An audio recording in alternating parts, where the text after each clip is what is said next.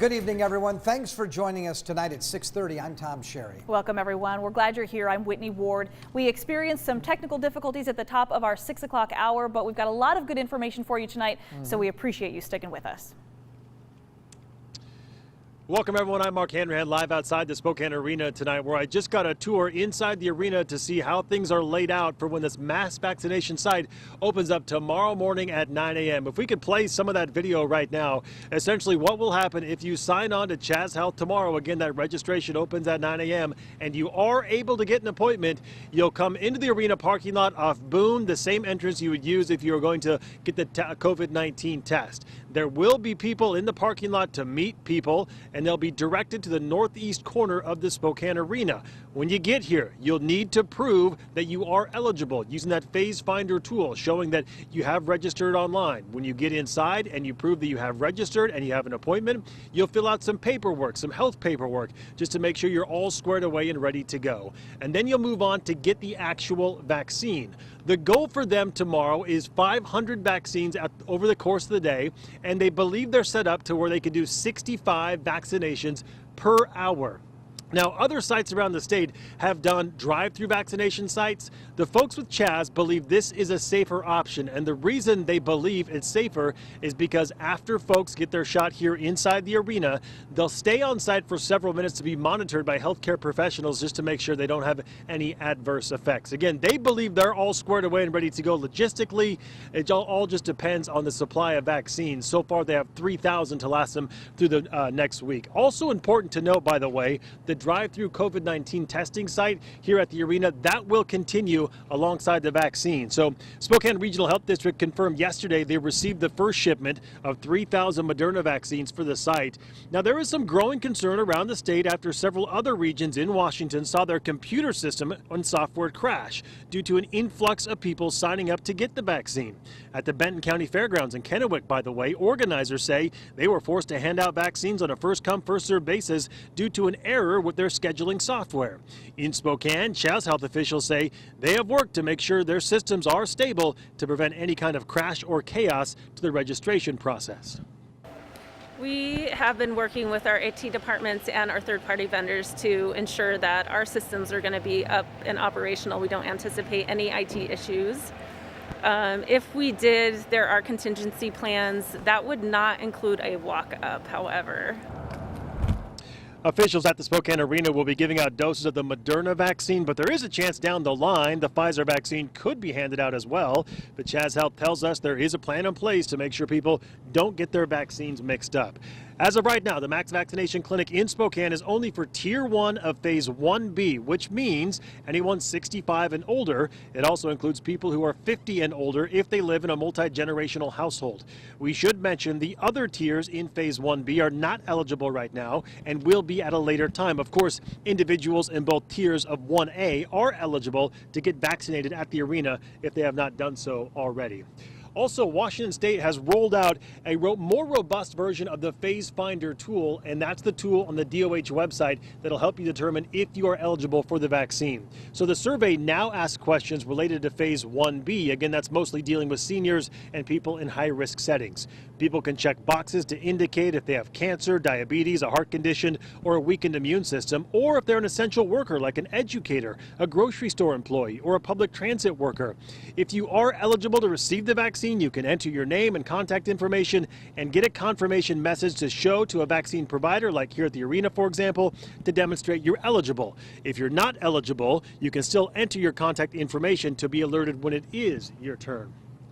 Now, there are some factors that may be concerning to people and maybe deterring them from getting a vaccine even if they are eligible. And here's some important information to take into consideration in terms of that. If you've experienced an immediate allergic reaction to any vaccine, injected medication, you should get clearance from an allergist before getting the vaccine at the centralized vaccine site. You should not receive the COVID-19 vaccine if you've received any vaccine within the past 14 days.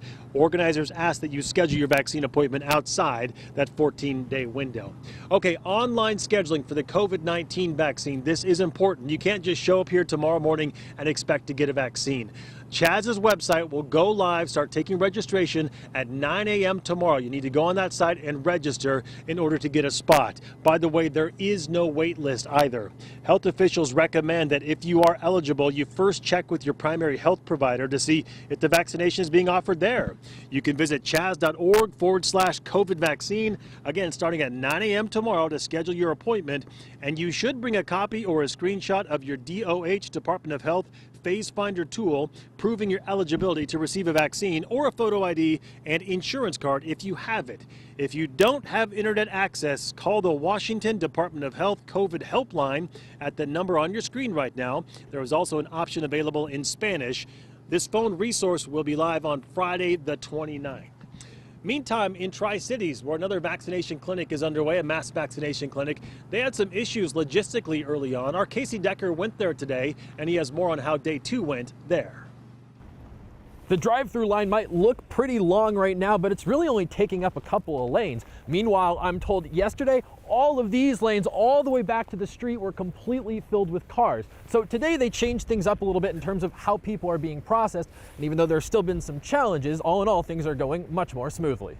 You're going to fill in your own name, date of birth, and all that good stuff. On the day this site opened, the online appointment system crashed, so organizers switched to a first-come, first-served system.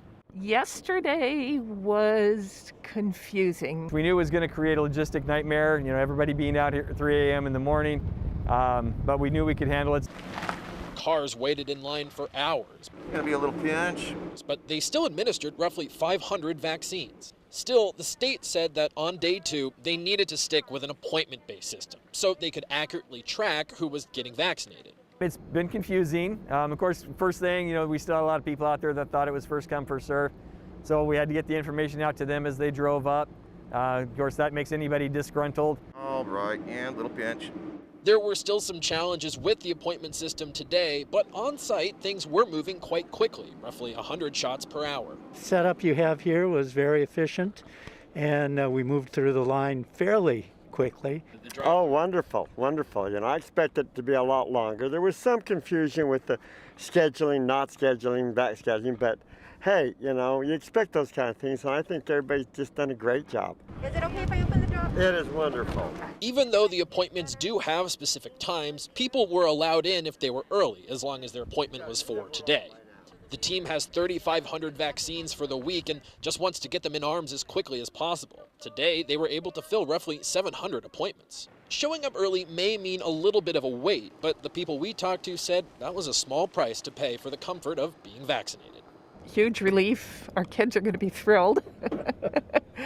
And now we just wait for the next one. So the plan is to stick with this appointment-based system for the foreseeable future. They'll open up again here tomorrow morning. Reporting in Kennewick, Casey Decker, KREM 2 News. Meantime, back out here live at the side of the Spokane Arena, we know that you guys have a lot of questions. We've been seeing a ton of questions come through to us via text, email, Facebook message.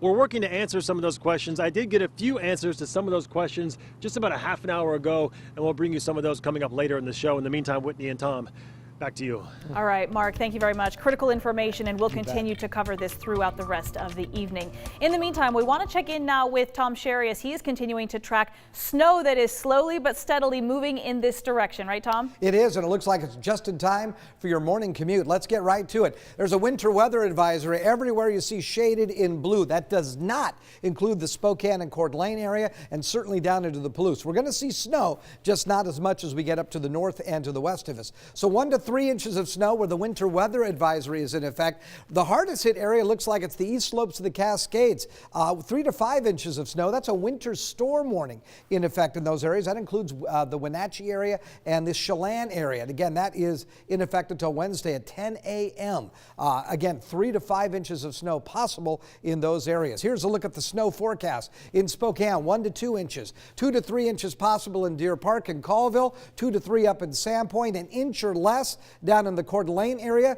3 to 4 inches of snow expected in the Grand Coulee area. Right now it is chilly. We're at 26 degrees. Wind is out of the east-northeast at about 9 miles per hour. The Doppler radar very quiet across central and eastern Washington, but you can see that snow moving up really out of the Portland area is where we're seeing some of that snow falling. And again, that will push into our region tomorrow anywhere after 4 a.m. up through around 10 a.m. So look for an overnight low of 25 degrees with snow developing. 37 the expected high tomorrow. Most of our snow should be in the morning hours, and then it'll get sloppy if we do get up to that 37 degree mark. For the weekend, I've got mostly dry weather Saturday, a rain-snow mix on Sunday. Could get up to 40 degrees on Sunday. The rest of your 10-day forecast coming up in a few minutes. Whitney? All right, Tom, thanks very much. We want to take a look at the numbers now for coronavirus. Spokane Regional Health is reporting 235 new COVID cases today, as well as 4 new deaths since yesterday. Currently, 109 COVID patients are hospitalized. And over in North Idaho, Panhandle Health is reporting 70 new COVID cases. No new deaths, though, today. Currently, 49 people are hospitalized in the Panhandle due to coronavirus. Now today, Governor Jay Inslee offered up an update on where the state stands in its overall vaccination process. Up ahead, we're bringing you the newest information straight from Olympia. First, though, we want to send things back to Mark Hanrahan outside of the Spokane Arena with more on what you can expect coming up right after the break. Mark?